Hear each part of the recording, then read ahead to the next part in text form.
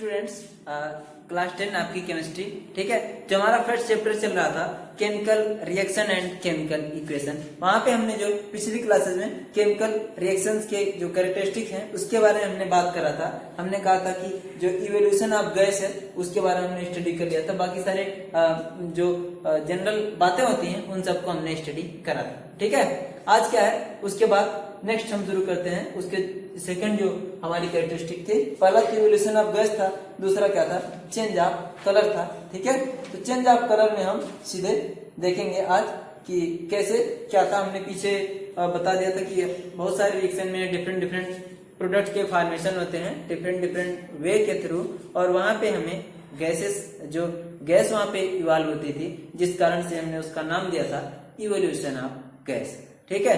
अब क्या है, यहाँ पे देखते हैं हम कि दूसरा वाली जो दूसरी कैरेक्टरिस्टिक थी क्या उसका नाम था, चेंज ऑफ कलर, ठीक है। चेंज ऑफ कलर, ठीक है, कि हमारे जो केमिकल इक्वेशन है, केमिकल रिएक्शंस है, उसमें जो कलर चेंज होता है किसका, रिएक्टेंट से प्रोडक्ट की तरफ हमारा रिएक्शन होता है, तो उसमें रिएक्टेंट के कलर और प्रोडक्ट के कलर में कुछ न कुछ डिफरेंस आता है। अगर होता है तो वहां पे कहते हैं ये क्या है, यहाँ पे इसमें चेंज हो रहा है कलर का। और केमिकल इक्वेशन है तो हम बार बार बताते आ रहे हैं, अगर केमिकल रिएक्शन है या केमिकल इक्वेशन है तो वहां पे पहले वाले के कंपेरिजन में, मतलब अगर रिएक्टेंट की कंपेरिजन में प्रोडक्ट का कैरेक्टरिस्टिक या फिर उसकी प्रॉपर्टी या फिर उसका बिहेवियर, क्या उसका फिजिकल एंड केमिकल प्रॉपर्टीज क्या होती हैं, चेंज होती हैं या डिफरेंट होती हैं, ठीक है। ओके, अब क्या है, यहाँ पे देख लेते हैं, करा कि बहुत सारे रिएक्शन ऐसा, there are some reactions which can characterise by the change of colour. इसका मतलब करा कि जिस भी रिएक्शन में हमारे पास कलर चेंज हो उसको हम उस हिसाब से देख के समझ सकते हैं कि यहाँ पे भी केमिकल रिएक्शंस हुआ है, ठीक है। ओके, ये कह रहा जैसे लेड का ऑक्साइड है, अगर उसे हीट करते हैं तो फिर से जो लेड का ऑक्साइड बनता है वो हमारा दूसरे कलर का होता है। कह रहा है यहाँ पे लेड ऑक्साइड, लेड हमारा कंपाउंड होता है, पीबी सिंबल होता है इसका। लेड का ऑक्साइड जो है हमारा, अगर उससे हम हीट करते हैं, चेंज करते हैं, तो वो हमारा अभी भी लेड का ही ऑक्साइड होता है, लेकिन वो रेड ना रह के कौन से कलर का हो जाता है, येलो कलर का हो जाता है, येलो लेड ऑक्साइड, ठीक, येलो लेड ऑक्साइड, ठीक। तो सर ये भी लेड ऑक्साइड, ये भी लेड ऑक्साइड, आप कह रहे हैं ये रेड है ये येलो है, तो लेड के ऑक्साइड तो है, लेकिन हमने कहा कोई जरूरी थोड़े ना कि दोनों एक जैसे ही हैं। अभी हम कहते थे कि H2O है, ऑक्सीजन के साथ 2 H जुड़े हैं, कोई जरूरी ऑक्सीजन के साथ कोई और भी जुड़ सकते हैं, या हाइड्रोजन किसी और के साथ भी जुड़ सकता है, ठीक ना, सही। NaCl है तो NaCl ही क्यों, Cl के साथ जो दूसरे वाले हैं NaBr भी हो सकता है, ठीक, NaI भी हो सकता है, कुछ भी हो सकता है, सही ना। तो अब हम बताते हैं कैसे रेड है कैसे येलो है हमारा लेड का ऑक्साइड, दोनों कैसे। जो लेड ऑक्साइड होता है, ठीक है ना, इसका फार्मूला होता है Pb3O4, ठीक। इसको अगर हम हीट करते हैं, ठीक, ये सिंबल इसकी ऐसे लिख दें या फिर क्या लिख दें, हीट लिख दें, बात एक ही है। या तो हम ये सिंबल बना दें डेल्टा, या फिर क्या लिख दें, सीधे हीट, ठीक ना। तो ये लेड का ऑक्साइड ये हमारा जब चेंज होता है वो भी लेड का ही ऑक्साइड होता है, लेकिन वो क्या होता है, PbO होता है।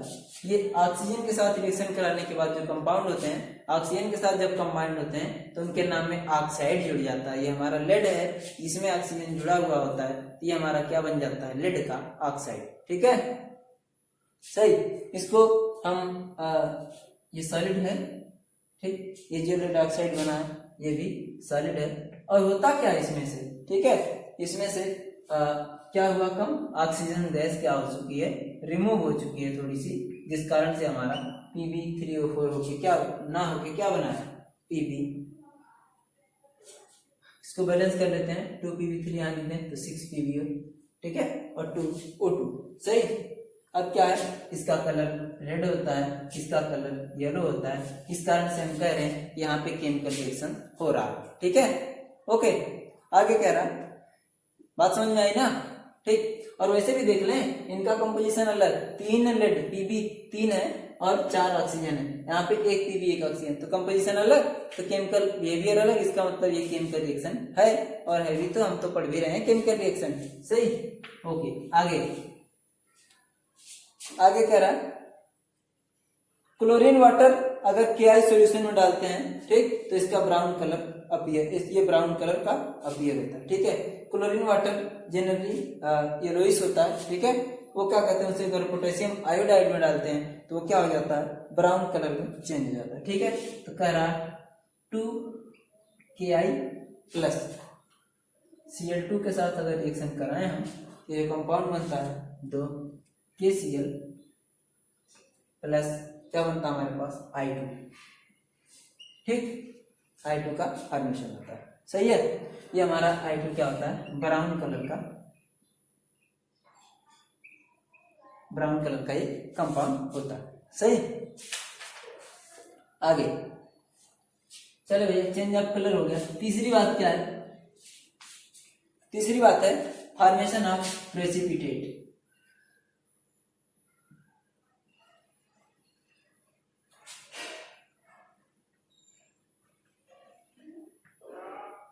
प्रेसिपिटेट क्या होता है, हमने बोला था PRECI PITATE, ठीक है। प्रेसिपिटेट हमने बोला था कि जो उनके साथ जनरली रिएक्शन ना करे, उनके साथ कंबाइन होने की टेंडेंसी ना रखे और वो क्या हो, बॉटम में जाके बैठ जाए, वो क्या कहलाता है, प्रेसिपिटेट। तो यहाँ पे करा बहुत सारे ऐसी रिएक्शन है जहाँ पे प्रेसिपिटेट का फॉर्मेशन होता है, तो उससे भी हम कह सकते हैं कि हाँ यहाँ पे केमिकल रिएक्शन हो रही है। इसका मतलब जब हमने पहले स्टार्टिंग में लिया था तो कुछ ना था, लेकिन रिएक्शन होने के बाद यहाँ पे कुछ ऐसा बना जो उनके साथ कंबाइन नहीं करा और सीधे बॉटम में जाके सेटल हो गया। सही, ओके।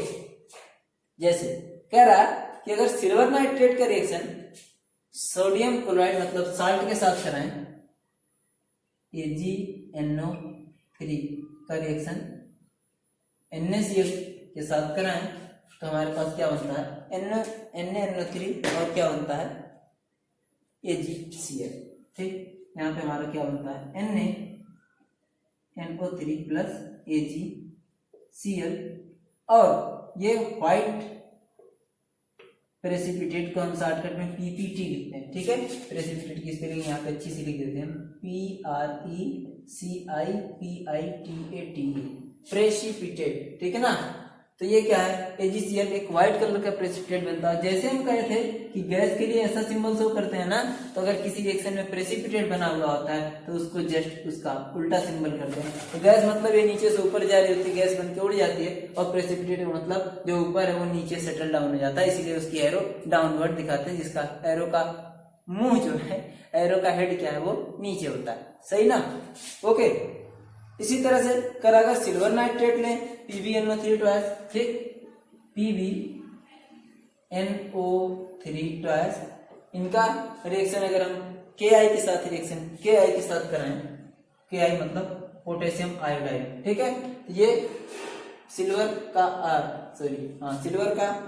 आयोडाइड बन जाता है, हमारे पास लेड का आयोडाइड बन जाता है, और क्या हमारा KNO3 बन जाता है। यहाँ पे बन जाता है PbI2 प्लस KNO3, सही। KNO3 अगर यहाँ पे हम 2 ले लें, ठीक, तो यहाँ पे ये 2KNO3 बन जाता है, ठीक है, सही। और ये जो हमारा PbI2 है, यही हमारा क्या है, प्रेसिपिटेट बन जाता है, ठीक है। ये हमारा PbI2 प्रेसिपिटेट बन जाता है। ये भी कैसा, येलो। ये व्हाइट प्रेसिपिटेट करडी दही जैसा प्रेसिपिटेट बनता है, ठीक है। ये येलो प्रेसिपिटेट बनता है। तो इन सब रिएक्शन में क्या है, हमारे पास प्रेसिपिटेट बनता है। तो इसमें कह सकते हैं कि हाँ यहाँ पे कुछ न कुछ केमिकल रिएक्शन हो रही है, ठीक है। तो आगे हम देखते हैं, एक और है करा कि फेरिक क्लोराइड FeCl3 का अगर NH4OH के साथ रिएक्शन कराते हैं, FeCl3 और NH4OH, FeCl3 और FeCl2 दो चीज होता है। FeCl3 फेरिक क्लोराइड बोला, ठीक है, फेरस हम बताएंगे आपको, ठीक। फेरिक क्लोराइड का रिएक्शन करा NH4OH के साथ कराते हैं। NH4OH का नाम है अमोनियम हाइड्रोक्साइड, इसका नाम हम लिख देते हैं फेरिक क्लोराइड, इसका नाम है अमोनियम हाइड्रोक्साइड। जैसे किसी के साथ ऑक्सीजन जुड़ा हो तो ऑक्साइड जोड़ते हैं ना, और किसी के साथ OH जुड़ा हो तो उसके नाम में क्या जोड़ते हैं, हाइड्रोक्साइड, ठीक ना। तो ये कह रहा फेरिक क्लोराइड का अगर अमोनियम हाइड्रोक्साइड के साथ रिएक्शन कराते हैं तो हमारे पास फेरिक हाइड्रोक्साइड और NH4Cl बनता है, ठीक है ना। FeOH3 FeOH थ्राइस बनता है, FeOH थ्राइस, इसका नाम है फेरिक हाइड्रोक्साइड। अभी के लिए अमोनियम के साथ OH जुड़ा था तो अमोनियम हाइड्रोक्साइड, अभी के लिए आयरन के साथ जुड़ गया Fe के साथ तो उसके नाम में क्या हो जाएगा, फेरिक हाइड्रोक्साइड, ठीक है सही।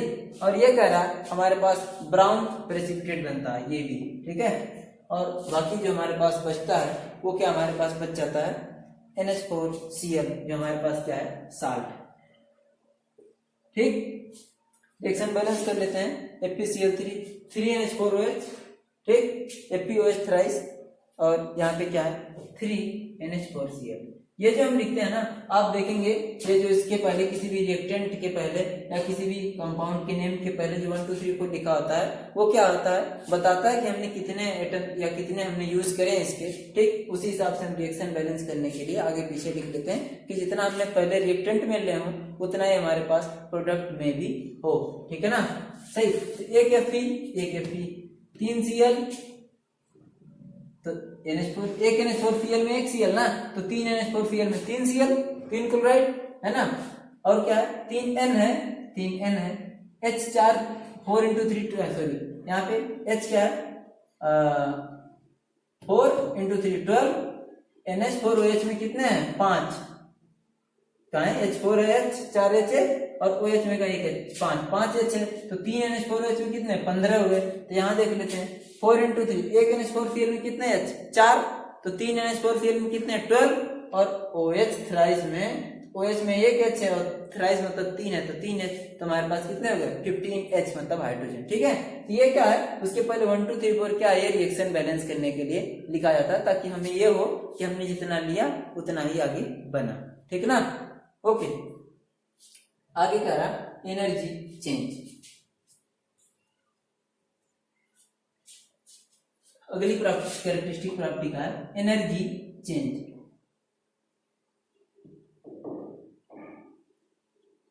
एनर्जी चेंज, ठीक, काजिंग चेंज इन टेम्परेचर, जिसके कारण से हमारे टेम्परेचर में क्या हो जाता है, चेंज आ जाता है, चेंज इन क्या टेम्परेचर, सही, चेंज इन टेम्परेचर, इधर लिख देते हैं।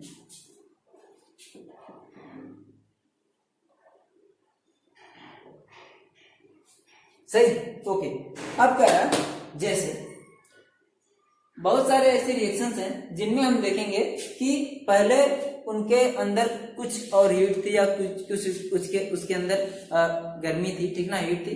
अभी रिएक्शन होने के बाद कुछ अलग हो गया, हो सकता है वो रिएक्शन होने के बाद ज्यादा ठंडे हो गए, या हो सकता है वो रिएक्शन होने के बाद कुछ ज्यादा ही गर्म हो गए, ठीक है ना। तो उस हिसाब से हम कहते हैं उसके अंदर एनर्जी का चेंज हो जाता है। तो और सॉरी कह रहा है कि change causing change in temperature, इसका मतलब अगर उसका टेम्परेचर चेंज हो रहा है तो टेम्परेचर भी क्या है, मतलब अगर गर्मी की बात करें हीट तो भी एनर्जी है, इस कारण से उन्होंने कहा एनर्जी चेंज, जो उसे क्या है टेम्परेचर चेंज करने में हेल्प कर, ठीक है, ओके, सही, ठीक है। तब अब कह रहा कैसे होता है, उसमें बहुत सारी ऐसी रिएक्शंस होती हैं जिनमें हमें बाहर से हीट देनी पड़ती है तब जाके रिएक्शन प्रोसीड होती है, या रिएक्शन तब जाके आगे बढ़ती है, ठीक ना। और बहुत सारी ऐसी रिएक्शन है जिन्हें हम जो ही दो जनों को आपस में मिलाए रिएक्शन होने लगी, और इतनी रिएक्शन होने लगी कि वहां से एनर्जी बाहर निकलने लगी, मतलब हमें देने की जरूरत ना पड़ी, उल्टा वहां से क्या हो रही है, निकल रही है, ठीक है।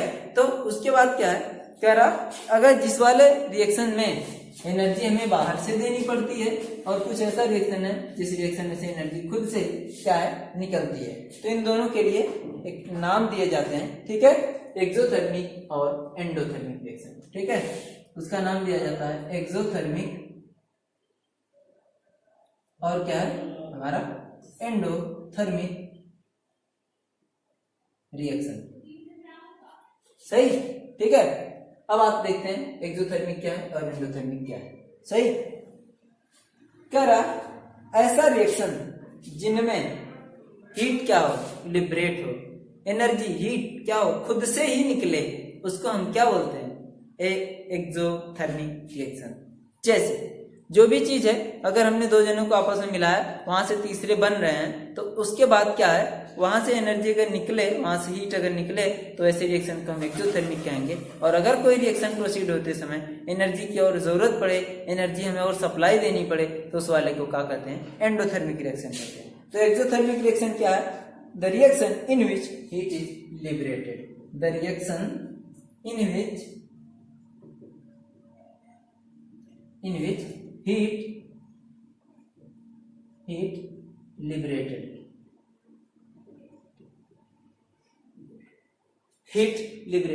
ठीक है ना, एनर्जी वहां से क्या हुई, निकले, उसे क्या कहेंगे, एक्सोथर्मिक रिएक्शन। ठीक, और एंडोथर्मिक रिएक्शन क्या है, जिस रिएक्शन में हीट एब्जॉर्ब हो, या जिस रिएक्शन में हमें हीट क्या करना पड़े, सप्लाई करना पड़े, एंडोथर्मिक रिएक्शन। यह रिएक्शन को ना हम शॉर्टकट में आर रिएक्शन लिख देते हैं, लेकिन आपको लिखने की जरूरत ना है, ठीक है, आप लिखेंगे तो REACTIONS रिएक्शन, ठीक ना। तो एंडोथर्मिक रिएक्शन में the reaction in which the heat absorb, या फिर कह सकते हैं the heat is required, in which heat absorb,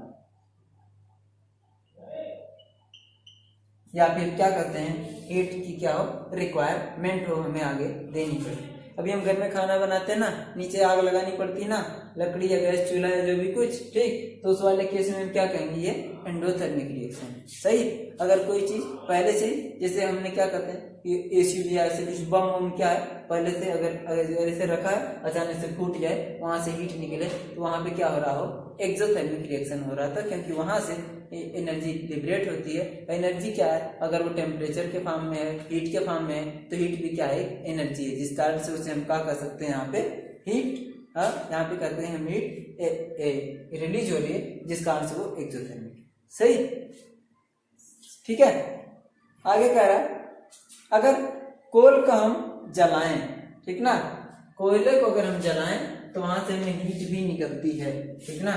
कोयला जलाते हैं, लकड़ी जलाते हैं हम, आग मिलती है, तो वहां पे क्या है, वो एक एक्सोथर्मिक रिएक्शन के अंतर्गत है। अगर कोल मतलब कोयला, अगर हम उसे हीट करें, हीट करने के लिए आपको पता है उसका नाम होता है कंबशन, उसका नाम होता है कंबशन। अगर हीट करते हैं ऑक्सीजन की प्रेजेंस में, तो उसका नाम है हमारा कंबशन, ठीक है, सही। कंबशन उसका नाम होता है, जिस कारण से, जिसके कारण, जिसमें हम ऑक्सीजन के प्रेजेंस में क्या करते हैं, उसे हीट करते हैं। तो अगर हम कार्बन को, कोक को मतलब कोल, कार्बन मतलब कोयला, कोयले को अगर हम जलाएं, ये O2 इसलिए हमने लिखा है कि मतलब ऑक्सीजन के प्रेजेंस में ही कोई चीज जलती है, ऑक्सीजन ना हो तो कोई चीज ना जले, ठीक। तो अगर इसे हम जलाएं, तो यहाँ से हमें क्या मिलता है, हीट मिलती है, और हमें क्या मिलता है, कार्बन डाइऑक्साइड। यहाँ से हमें हीट मिलती है। हीट का क्या मतलब, हमें एनर्जी मिलती है ना, लकड़ी या कोयला ये सब जलाते हैं ना ठंडी में, अगर तो हमको हीट मिलती, तो हमें पता चलता है यहाँ पे एक्सोथर्मिक रिएक्शन। और हमारी CO2 जो धुआं से निकलता है, वो कार्बन डाइऑक्साइड होता है, जो क्या है, धुआं बन के हमारे यहाँ से निकल जाता है। और कभी कभी हमको लाइट भी मिलती है, आग जलाते हैं, जलती आग, तो लाइट भी मिलती। यहाँ से हीट का हमें विशेष मैटर हमारा हीट से स्पेशल, कि हीट हमारा अगर रिलीज हो रही है वहां से, तो एक एक्सोथर्मिक रिएक्शन होती है, और नहीं होती है तो क्या है, एंडोथर्मिक रिएक्शन होती है, ठीक है, सही। तो कह रहा अगर कैंडल जल रहा हो, एलपीजी चल रहा हो, तो इन सबको हम क्या कहेंगे, वो एक एक्सोथर्मिक रिएक्शन है, ठीक ना। एंडोथर्मिक रिएक्शन भी देख लेते हैं क्या होती है।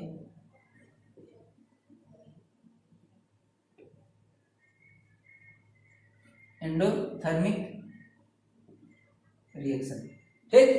एंडोथर्मिक रिएक्शन क्या है, एंडोथर्मिक रिएक्शन में क्या है, हमें एनर्जी अलग से सप्लाई करनी पड़ती है, जिस कारण से वहां पे वो रिएक्शन, उसके बाद फर्दर रिएक्शन क्या होती है, कंप्लीट होती है। जैसे कह रहा, अगर क्विक लाइम की बात करें, ठीक, लाइम, ठीक ना, चूने की बात करेंगे, ठीक, उसमें हम जब वाटर डालते हैं, ठीक, उसमें जब हम वाटर डालें, तो वो भी क्या कहलाता है, हमारा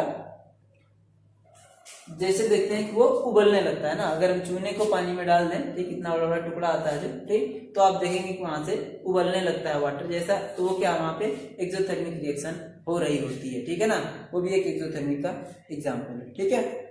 ठीक, आगे क्या है, एंडोथर्मिक के केस में कोई सा भी रिएक्शन हो जिसमें हम टेम्परेचर क्या हो, पहले हमें बाहर से टेम्परेचर, बाहर से हीट, बाहर से आग लगानी पड़े, यूं कह सकते हैं, ठीक है, तो वाली क्या रिएक्शन होती है, हमारी एंडोथर्मिक रिएक्शन होती है, ठीक है, सही। अगली प्रॉपर्टी क्या है हमारी, कैरेक्टरिस्टिक्स, ठीक, कैरेक्टरिस्टिक्स में क्या है अगली बात, कैरेक्टरिस्टिक्स स्पेलिंग ये होती, सही। अगली बात क्या है, चेंज इन फिजिकल स्टेट, आखिरी बात है हमारी चेंज इन फिजिकल स्टेट,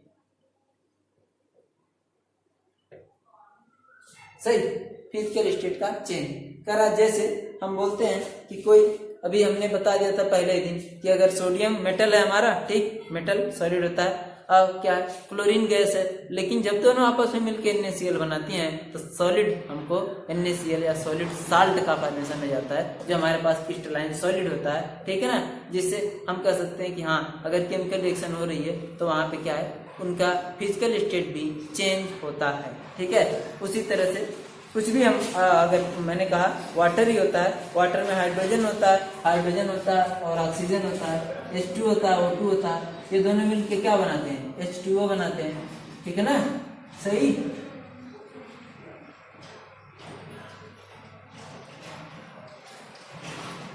ठीक, तो क्या है हमारे पास, तब भी हम ये भी कह सकते हैं कि हाँ, यहाँ पे भी ये इसका फिजिकल स्टेट चेंज हो रहा है, ये भी H2 भी गैस थी, हाइड्रोजन ऑक्सीजन भी गैस थी हमारी, दोनों मिले तो वाटर बन गया, और वाटर हमारे पास क्या है, लिक्विड है, तो यहाँ पे हम यूँ कह सकते हैं कि यहाँ पे फिजिकल स्टेट भी चेंज होती है, ठीक है।